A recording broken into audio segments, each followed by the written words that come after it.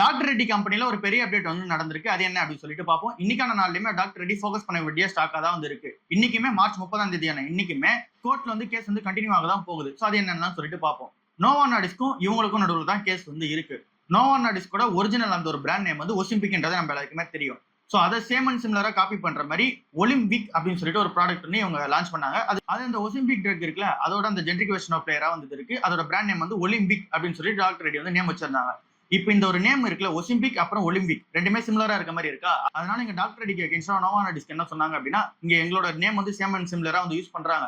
So அந்த மாதிரி use பண்ணக்கூடாதுன்னு சொல்லியிருந்தாங்க. இதுக்கு டாக்டர் ரெட்டிக்கு அகைன்ஸ்டா தான் இங்க கேஸ் வந்து வந்திருக்கு.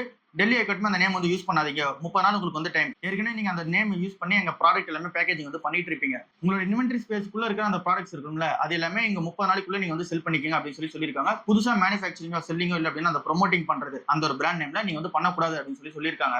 சோ இது வந்து டாக்டர் ரெட்டி நிறுவனத்துக்கு ஒரு நெகட்டிவான செட்பேக்கா இருக்கா. இதை தாண்டி நோவோ நார்டிஸ்க் என்ன கிளைம் பண்ணாங்க அப்படின்னா, இதை வந்து டெஸ்ட்ராய் பண்ண சொல்லுங்க, இல்ல அப்படின்னா ரீபேக்கேஜிங் வந்து பண்ண சொல்லுங்க அப்படின்னு சொல்லியிருந்தாங்க. டெஸ்ட்ராய் அப்படின்னா அந்த ஒரு ப்ராடக்ட் தயாரிச்சாங்க அது எல்லாமே கம்ப்ளீட்டா வந்து இங்க அழிக்கணும். பட் ஆனா அதுக்கு என்ன சொன்னாங்க அப்படின்னா, பப்ளிக் ஹெல்த் கன்சர்ன் காரணமாக அதெல்லாம் வந்து அழிக்க முடியாது, அந்த ப்ராடக்ட் வந்து தேவைப்படுது அப்படின்னு சொல்லியிருக்காங்க.